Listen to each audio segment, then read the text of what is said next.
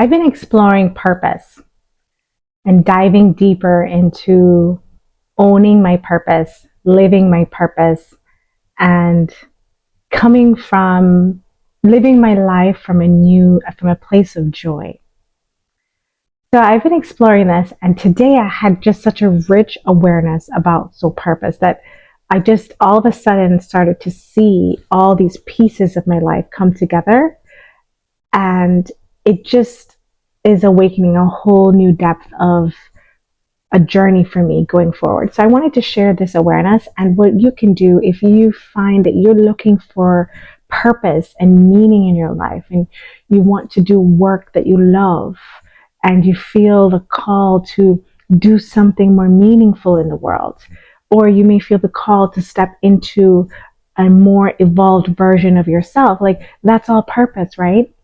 So this awareness and piecing all of this together allows you to come home to who you are, to come back to your true self, and tune into the deliciousness of the true self and how the higher self really truly cares for each one of us and wants us to live a life of joy, of celebration, doing work we love while coming into greater alignment with who we are. So if you are on the journey, right, and you're in a place right now where you don't find fulfillment in life, you don't like the work you do, you're not feeling purposeful and joyful in your work, and or you're not feeling prosperous where things aren't flowing financially, the awareness here, and this is cutting even deeper, like soul purpose is inherently prosperous. And soul purpose has within it an internal fulfillment because it connects you to who you are. And that joy is like reconnecting to home, who you are, and evolving into that version of you, the virtues of the higher self. And then it has this juicy external fulfillment, which it allows you to connect to the things that spark your joy and your reason for being here now. It sparks all the things that you love and all your interests, right? Things that you love doing on a day-to-day basis, or things that you enjoy studying and learning, things that you feel naturally drawn to. All of that is information about you and your unique calling and your unique contribution that you're here to share with the world. So this journey of soul purpose I'm learning today is not it's not just oh, I just find my purpose and that's it. It's an evolution because you're constantly evolving. So your purpose is going to constantly evolve as you grow, right? But it is all around us, a theme, right? So I'll give you an example. So for me, I've been tuning into, what do I want to share with the world? How can I give? Because prosperity, it all starts with sharing. It has a certain frequency, right? And there are elements to it. And the big part of that is sharing and giving, but from a place of joy and love. It's what you love to do, right? So I've been reflecting on this, because when I was younger, I really had an issue. Like I just did not know what I wanted to do for my purpose. I didn't know what I wanted to do for work. I kind of felt like lost. And I was like, okay, I'll just go get a degree in liberal arts, or I'll go be a paralegal. So I did all these legal stuff, and I became a realtor, and then I started to learn. I became an interviewer. I did as a recruiter because I love asking questions. So you see, like my life is just all these pieces don't matter, right? So it's like looking back on my life and doing that assessment helps me to see where I was coming from, what sparked my joy as a child and what sparks my joy now, right? And incorporating all of that into a gift, right, of my soul purpose, and tuning into our natural innate abilities, what we are naturally good at, Some of us have such great talents and natural abilities that sometimes we don't even recognize. I've had this problem myself, and I have to keep reminding myself, man, I'm good at this, right? and I'm great at asking questions, and I'm great at helping to bring things out of the unconscious into the light. That's powerful. And so when we don't know what we're good at and our superpower that the Creator has given us, those little pieces of nuggets help us to piece together parts of our soul purpose and helps us to get to know ourselves and what we're here to bring and to share with others.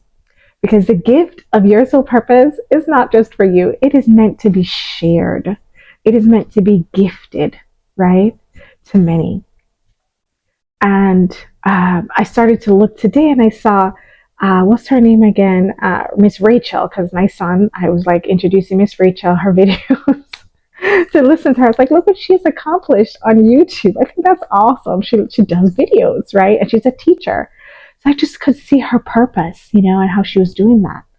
And then later today, I was watching a video that I recorded of my son and my husband, and they were having such a good time. I was like, oh my God, I captured this moment. And then I had a light bulb go off, and I was like, oh, I love videos. I love videos. And I was like, I'm just going to do videos. And so I just started to piece these pieces together. And I was like, I get it now. I'm starting to get more clarity on my unique contribution, even like a deeper, richer experience of soul purpose that feels so embodied. It's not in my head anymore. It's like, I get it. I get it. I got it. So, and then I started to see that we were taught at some level in our collective that we can't do what we love for work. But we can't really, whatever we do for work isn't meant to be fulfilling. I don't know what the collective belief is, but the belief for me that I discovered for me was that I couldn't do work I loved, and that I couldn't be sustained or create prosperity or wealth doing that. That I had to do something I didn't love, or that I had to do what I thought I had to do in my mind, versus moving from the heart and from the joy and the love of what I enjoy day to day, and really creating a vision of what that is in the world, and what is it that I'd like to co-create with the beloved higher self. What is my vision? What do I want to bring to people's lives? And really coming from that place of creativity and co-creation. And so I was like, oh, I'd love to co-create, like bringing joy back to people's lives. If they're not feeling the joy in their lives, to come back home to that. And I was like, wow, because I love joy. And to live a life where you don't feel joyful sucks. And where you're not every day loving your work, because we spend so much time at work. We spend so many hours at work.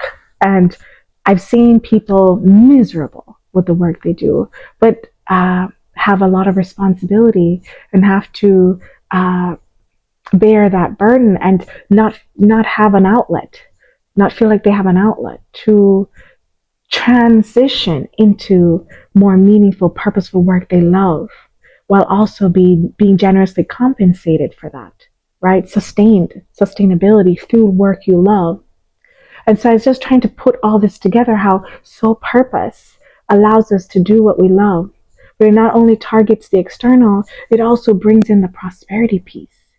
And it allows us to, because prosperity comes from that joy and that love and that inner child. It's just a beautiful combination.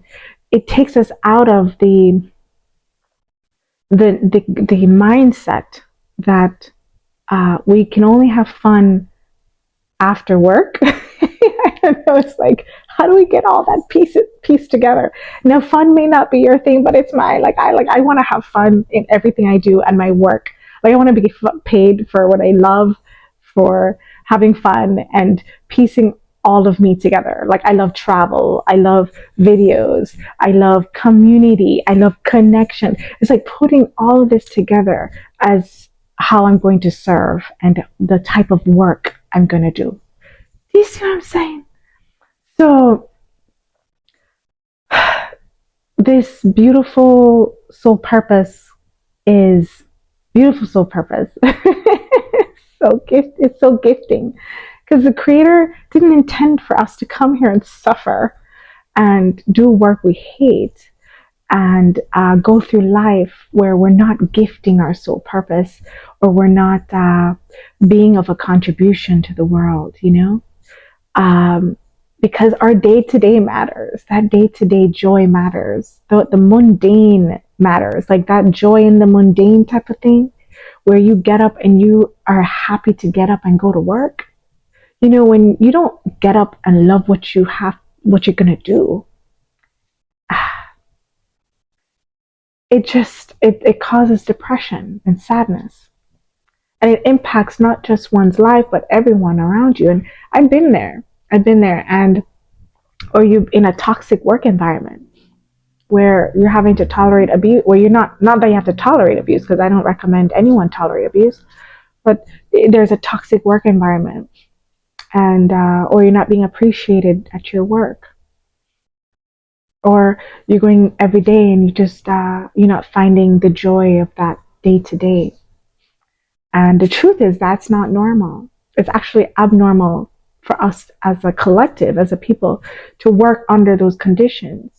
It's supposed to be normal for us to live life in a state of love and joy, and the day-to-day work we do is full of that. Because when you come from that, think about it, the person that you're serving is impacted by who we're being. So when we go to work, we go to give, we go to serve. And if we're not coming from a place of joy and happiness, then the person we're serving won't feel that. There's no prosperous exchange there. And I'm going to give you an example. I went to get fish at this fish market. And I loved going there because they would play these Dominican music or Spanish music. And I love that, I love Latin music. I love the Latin culture.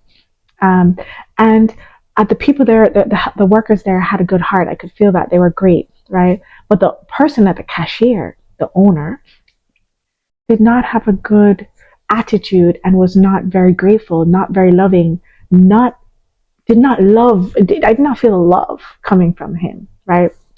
And I'm going to explain to you why. So this is what happens. I stepped in there and I'm ready to buy. I'm feeling the joy. I'm feeling good. Then I go to the cashier, who's the owner, and I'm like, whoa, what just happened here? The person I say hi, no greeting, no customer service, just grabs my fish, takes my bag, locks the door, tallies it up, no thank you. And when I say thank you, no response. It's almost like you're talking to a wall. Now, the truth is, I'm not going to judge anyone because, everyone is dealing with their own internal chaos and chaos. I would say own internal wounds, right? And I choose to have compassion because I know that is not who he is, right? But unfortunately, it's affecting his business, and I won't be going back there because there was no prosperous exchange. In other words, I don't feel the love. So this goes hand in hand with any business. So if you're doing a business you don't like, or you're not feeling the love when you get up every day and you're not on fire to serve people, and because the other person on the end of that is going to feel that, right? Then that's going to impact prosperity, right? And then impacts one's day to day. And we're not meant to live a life of depression and sadness, or we're not meant to live a life where we're not enjoying life. So imagine the contrast of me going into that business and the owner is greeting me with a smile, and he's coming in and say, thank you for your business, or oh, thank you so much for your fish, or just that feeling of gratitude, right? That I'm there to spend money at his business, just feeling that love and that acknowledgement, right? So imagine that contrast, how prosperous that is. What's going to happen for me on the receiving end is I'm going to want to go back. Like, oh, I feel so good here. I'm so grateful. I feel so loved, I feel welcomed here. When someone doesn't feel welcomed, they don't feel loved, there's no customer service, there's no exchange, there's no prosperous exchange, there's no gratitude sharing, because the person giving their money ain't feeling the gratitude coming from the other side. It ain't gonna work out. It ain't gonna work out. So imagine the contrast of that love.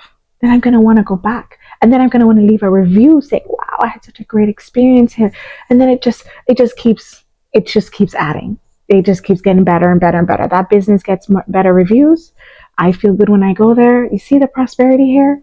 So that person is impacting their business. Same thing if you're working a 9 to 5 job and you don't love what you do there. Because when you go in, the person you're speaking to, the colleague that's beside you, your boss, whoever it is that's around you, energy, everybody can feel everybody energy. It impacts everything. So when you talk to that customer on the phone, does the person feel that love? And so that impacts your prosperity, impacts the prosperity of the business. It impacts everybody.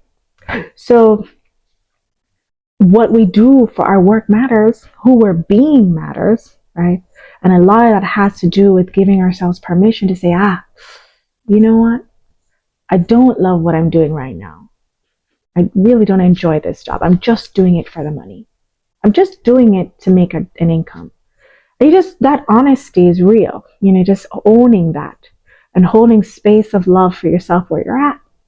And then the next level is just saying, okay, how can I transition? Because it may not be an overnight thing because, we have bills to pay. I'm not saying go quit your job and do something without, having yourself sustained. There's a transition period. It's just taking those baby steps and looking like, okay, so all right, I'm not where I want to be right now. All right. But how can I transition into a place where I'm actually living my vision of my ideal work lifestyle and a vision that I can co-create where I'm being of service, doing something I love and something that brings joy to people's lives or whatever you want to bring. Joy is mine. I don't know what you want to bring. It could be another virtue, right? But just imagination opens up that vault to just dream again and to believe again, because a lot of us unconsciously have the belief and the fear that if we even imagine this, that is, first of all, not possible, right? And that it can't happen for us. It can't happen for you. There could be different variations of that narrative for you, but I had to look at my own beliefs and the limiting construct in the unconscious that tells us that we can't have that life we want and that we don't have the power to create it. And it's absolutely not true. And I had to shift that. And I just said, I'm just going to have fun. I'm just going to enjoy what I do. I'm just going to do videos.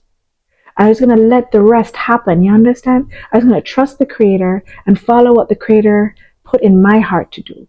And that is from I was young to talk of conversations. I just love them. They're just delicious. I love conversations. I love doing videos and I love all these cool stuff, right? So you have to tune into what you love and write that down. You understand? And what is it that you're good at?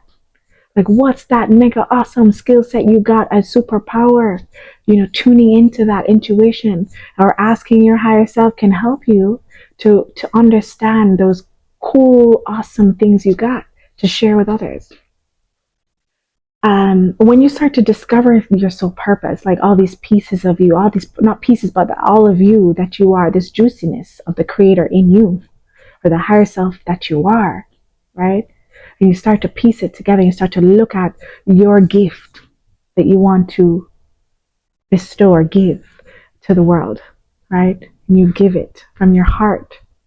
Then you live a life of meaning and you live a life of purpose, of contribution, and you're just full of that. And the universe just is, you become whatever you attract what you're being. And that's just going to bring in all the juiciness from there, right? Then you find mediums to share that, right? Through business or a project, whatever it is you feel called to do. But there's a journey of discovering that, making it conscious so that you can transition into a life of fulfillment and joy. For someone, it could be knitting. They love to knit. You don't have to be no grandiose thing. It could be like somebody just like to knit and they really good at it. And you can create something out of that to serve people who love to knit or create a community around that. Who knows? There is no one way, right way thing. Everybody's so unique. It's beautiful. So I'm just super grateful for awareness about soul purpose and the people who taught me to follow that, and my mentors that are, especially the one that in my life that is the only one who's taught me this. Creator, to my higher self, all these beings I'm grateful for, because without them I wouldn't be where I am right now. and speaking to you here. So I give thanks to the people in my life who has allowed me to learn from them and the importance of doing what you love. Not just for the money, you do it because you're coming from the love and you're changing from the old paradigm from selfishness, greed, and self alone, which is a paradigm of depression and lack and distastefulness. It just does not come from the higher self, right? Our world is full of that. We want to come into a new paradigm, a new way of living, and a new way of work so that you are doing something. Now, you may not get the same, when you're starting out, what if you I saw somebody post this recently, right? My mentor, about what if you take a job that pays less, right? But you find more joyful. See, those things, that just hit a light bulb for me because I was like, wow, like we have not been taught that to follow the love and the joy. We've been taught, some of us been taught, many of us, to follow the money.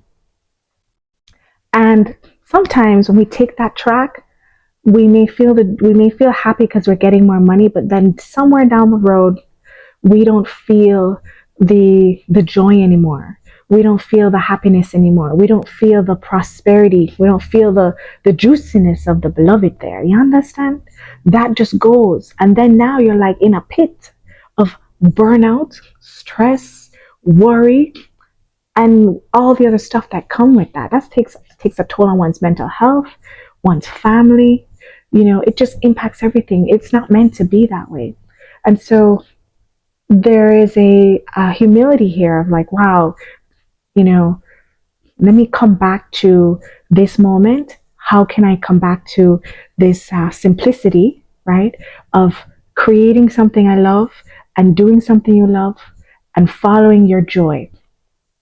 Because at the end of the day, guys, the truth is that, we have this life and you grow to a certain age and then you get older, and then when you reach that time of retirement or the time where you look back on your life, you want to reflect and say, oh my gosh, like I did something so meaningful for others. I did my joy. So there are no regrets. You don't grow that to that age and you look back and you're like, dang, I just didn't enjoy my life, or I didn't do what I loved, or I didn't give what I could give, all that wisdom, all that knowledge, uh, all those juicy gifts you are here to give. You didn't give it. Because then that hurts the most when you're on your deathbed and you're looking back and you're like, OMG, I didn't do this. So now is the time you're like, okay, when you get to that, even if you're at that age of older age, it's never too late to explore what you can do about your life and how you can bequeath. I heard bequeath. I think it was somebody mentioned to me, my mentor, bequeath, creator, mentor, mentioned bequeath is how you can pass on, gift what you are, what your life story has been and your life gifts, your life knowledge, wisdom, just bequeathing all of that. So the next generation or the next, the people who are going up to be leaders can learn and take in or embody or integrate. Because from generation to generation, there's an integration of learning and a wisdom that another person learned that we can integrate. And you just pick what what resonates with your truth, but we all have something to share and give and gift to the other. So 2025, I said to myself, I'm just going to take it to another level of courage. I'm just not going to hide anymore behind the camera. I'm just going to show up. And whether people watch the videos or not, whether people like it or not, whether I make money or not, I'm just going to do what I love. And hence this video today. I just wanted to say thank you for watching. And if you got value from this, feel free to share it.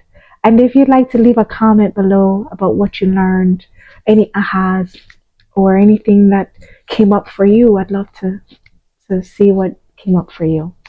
I appreciate it. If you made it all the way to the end, thank you for your precious time, because I know it is. And I wish you all the best in the discovery of your soul purpose, because your soul purpose loves you and is awaiting your discovery. Thank you, and namaste.